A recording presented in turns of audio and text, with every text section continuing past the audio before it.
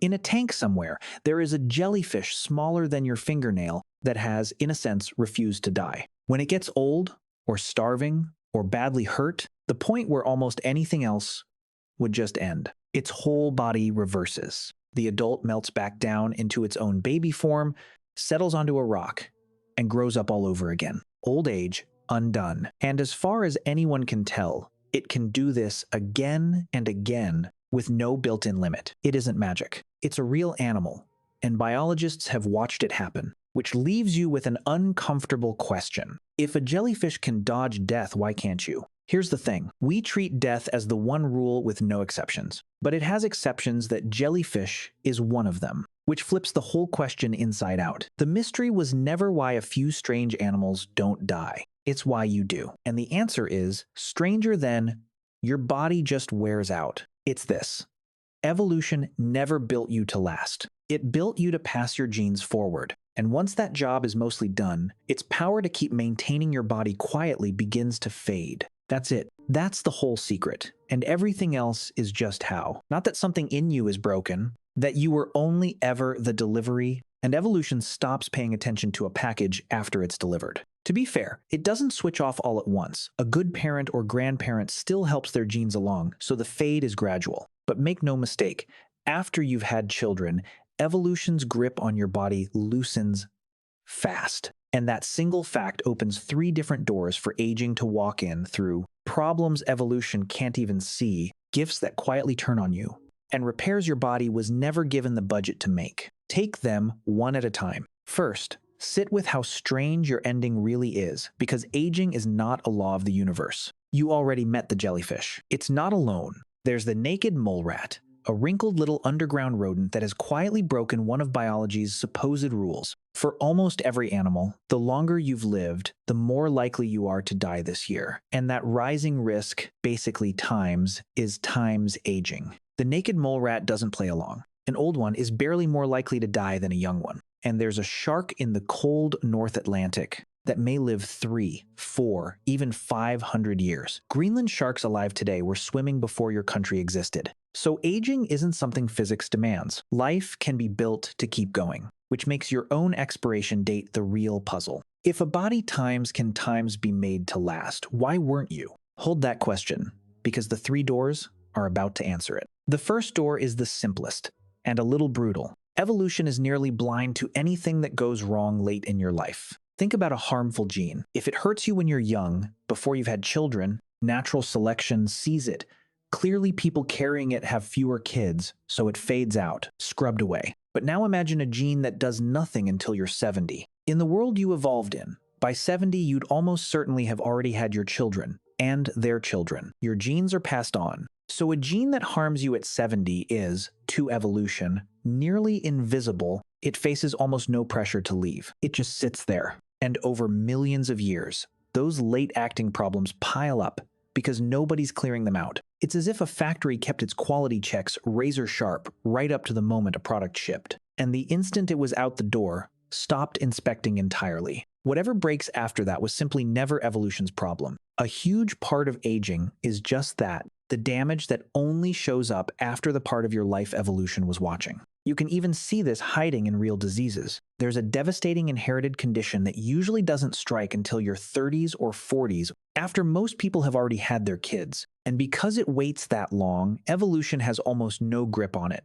It slips through the net, generation after generation. Precisely times, because times it's patient. If the same gene hit in childhood, selection would have wiped it out long ago. Its only trick is timing. It learned to wait until evolution had stopped looking. The second door is darker, because here, evolution isn't just neglecting your old age. It's actively trading it away for your youth. Picture a gene that does 2 things.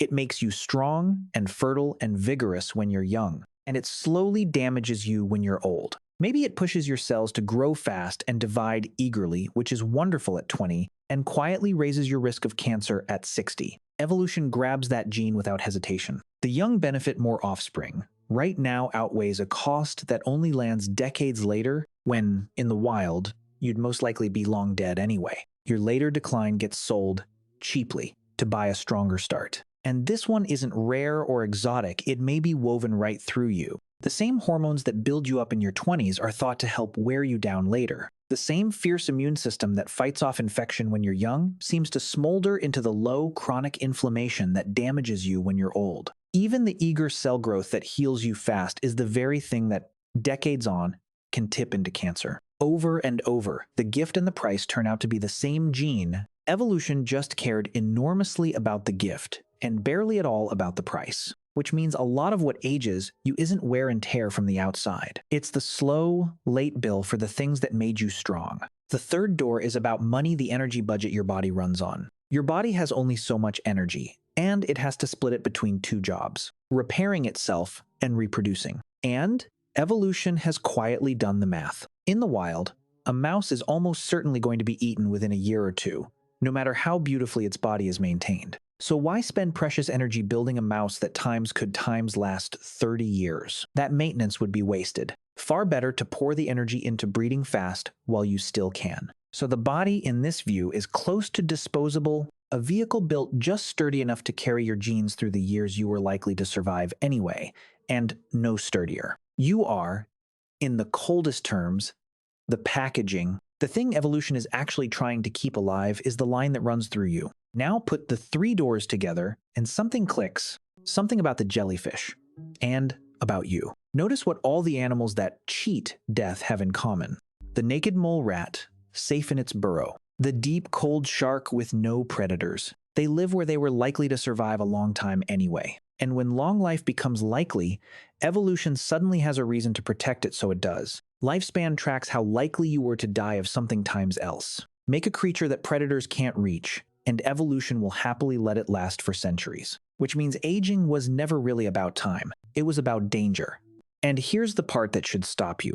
In the wild, almost nothing dies of old age. A mouse, a sparrow, a rabbit, they're eaten or frozen or starved, long before their bodies would ever wear out. For nearly all of history, the same was true of us. Old age isn't the natural end of most lives. It's a rare privilege, the thing you only reach if you first escape everything else. And here's the twist that makes this your story right now. For almost all of human history, we died like everything else. Young, from the cold and the hunger and the teeth in the dark. Then, in just a few generations, we did something no animal had ever done. We removed the danger. Warm houses, clean water, medicine, locks on the door. We escaped the predator's evolution was counting on to kill us.